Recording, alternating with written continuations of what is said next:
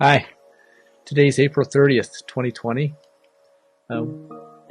Pandemic's still going on, and we might as well expect it to be present for the next year or so. So, with that, things are settling in. There's new habits forming, new ways of life being formed. Yet, uncertainty is still present for many of us, and the anxieties that oftentimes will show up with uncertainty. Uncertainty certainly brings opportunity, but it can also be a very scary condition to approach. So, along with uncertainty, then, it can be useful sometimes for us to notice when we are sensing that we're safe, or that whatever our situation is, or what at any given particular moment is challenging, or when we're moving into overwhelm. And overwhelm can show up in many different ways. So, in this video, that's what we're going to be talking about. You're going to hear about what overwhelm is, different forms and shapes that it takes, and how thoughts and thinking can affect our interaction when we are being overwhelmed, and how we can just move through life. So you'll also be informed about specific practices and skills that you can adopt that can help you move back into a window of tolerance. So stay with us and push the subscribe button and ring the bell if that's useful for you. Window of tolerance is essentially what kinds of things we can experience that might be challenging, but not necessarily overwhelming on any given day, without becoming so activated that we're distressed. So on a day where we get enough sleep and we don't have a lot of stress at work, where we are feeling healthy, our families are healthy, our window of tolerance might be pretty big. We might be able to deal with something like microwave breaking, or the rainy weather outside that gets our hair wet on our way to work. But if we have a day where we don't get a lot of sleep and our families or loved ones are sick, or we are having stress at work, all of those things are going to reduce our window of tolerance, reduce the amount of things that we can take and deal with before we become distressed, before we become overwhelmed. So now, on a day where you didn't get sleep and your loved ones are sick and you're stressed at work, now when you get rained on your way to your car to go to work, or when your microwave breaks, it might become something that's overwhelming rather than simply frustrating or something that you're able to just wave off and not think about.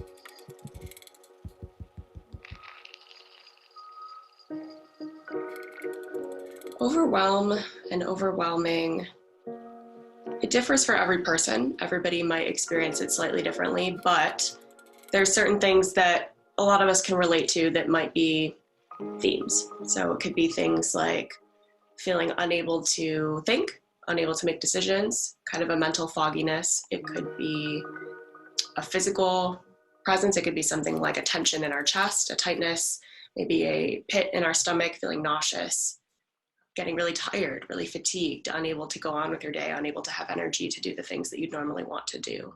It can show up as negative self-talk. The thoughts that we have, maybe feeling overwhelmed, could look like, gosh, I'm such a failure. I can't believe I did something so stupid. How am I ever going to get through this? I have no way to deal with this. Those types of things. There's a connection between our thoughts and between our body sensations and between our feelings and actions. All of those things can be connected and can influence each other in each direction. So for example, the thoughts that I have, the negative self-talk that I might engage in, things like, I'm a failure, I'm worthless, I'm not good enough, I'm not gonna be able to do this. Those things can manifest as feeling negatively, understandably. If we have negative thoughts about ourselves, we might not feel so good. We might feel sad, we might feel nervous, we might feel hopeless. And those things in turn can also influence our actions. If we feel hopeless, if we feel like we're not going to be able to do something that we put our minds to, we might not even attempt it. We might not even try. We might give up, or we might pass it off to somebody else. Kind of in that way, all of these things can be connected. And so the flip side of it might be, if I fail at something, if I actually did try my hardest and I fail at something, I might think to myself, man, I really put in all of my effort. How did I end up doing so badly? And that might then translate into, maybe I'm a failure. Maybe I'm not good at this. And then that can translate into, now I feel bad. So it can kind of go both directions. It could be sadness. It could be shame, disappointment, hurt. It could be guilt for not being able to make it happen. Inadequacy, feeling like you've let others down or let yourself down. So emotions are things that we experience in a number of different ways. We could have an emotion, and the experience of that emotion could lead us to say, in our minds, thinking, I feel scared, I feel fearful. But that same emotion could also be experienced in the body in a physical way. So for example, if you're afraid, if you're feeling fearful, you might also be feeling like you have sweaty hands. You might be feeling your heart racing, or a shortness of breath, tightness in your chest. So different emotions and feelings can produce different physical sensations in our bodies. For example, if you were angry, you might feel, yes, mentally, I'm angry, I want to punch this person. But in your body, you might feel your hands get really hot. You might clench your fists or tense your jaw, or you might feel like your head or your face gets really hot, really warm. Different emotions, everybody experiences them slightly differently, but almost anyone can look at it and say to themselves, yeah, I know what that feels like in my body. Having anger is definitely not a problem in and of itself. Anger is a normal emotion.